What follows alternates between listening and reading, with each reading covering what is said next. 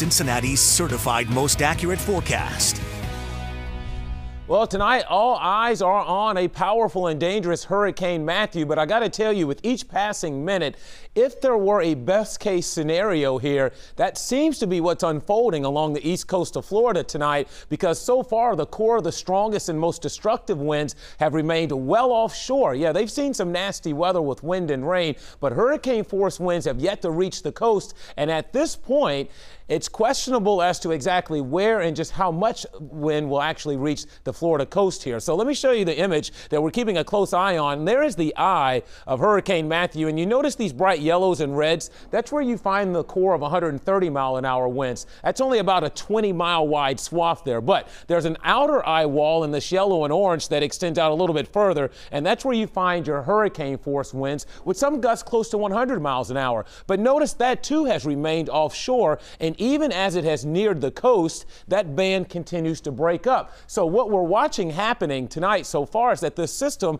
is staying just a little bit more right of the initial track that we thought earlier this afternoon. That's not uncommon. These tropical systems are known for kind of planting and driving their own course as they move up the coast. But so far tonight, we are looking at the best case scenario playing out. And right now, it's becoming a question mark as to whether or not wind will be the biggest issue in Florida, if not maybe the potential for significant storm surge later on. I'll explain here in just a moment. But notice from 5 and 6, the official forecast track now keeps the actual center of Hurricane Matthew off the coast, not by much, but by 50 to 60 miles though.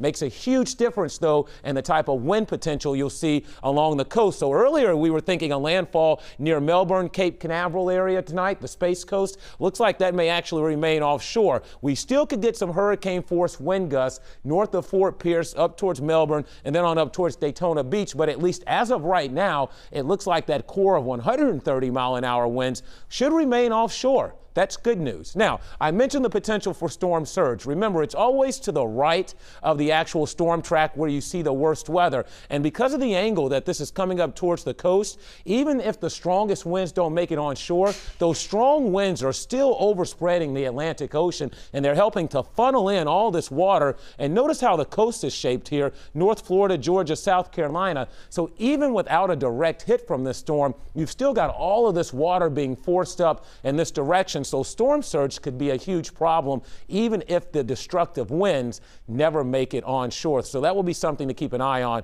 overnight tonight. Right now, sustained winds 130 miles an hour. You can see it's going to continue to weaken now. We think it's peaked in intensity and should weaken and then circle up around the Carolinas. And yes, it is possible that next week we still could be dealing with Matthew, maybe making a second run at Florida here as a tropical storm. That's an extremely questionable part of the forecast. Really, we're focusing here on the next 2 to 3 days, what happens from Florida up through the Carolinas tonight. And here's just kind of another radar image again. And notice in this core, this is the eye of the storm where the strongest winds are located. There's Fort Pierce. So far, the strongest wind gusts we've had, 40, 50 miles an hour, because it's in this band, the second band, where the hurricane force winds are located, and it's still about 20 to 30 miles offshore. So we'll keep a close eye on that overnight tonight.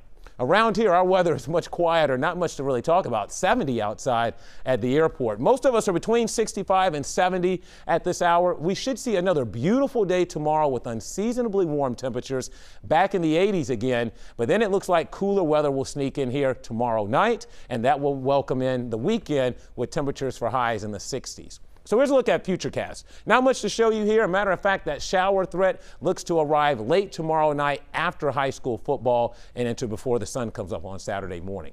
So mostly clear tonight, comfortable. We'll drop to a low of around 59. And then for tomorrow, warm sunshine and nice. Look for a high in the low 80s. Here's a look at your day planner. 60 at 8 o'clock, warming quickly tomorrow, close to 80 by lunchtime. And here's a look at your 7-day forecast. Again, great for high school football tomorrow night. In the 60s over the weekend, not a big temperature drop, just not as warm as it has been. But the nights, that's when you'll probably feel it the most. It'll be chilly with temperatures in the 40s. All right, Kev, thank you. Preparing for college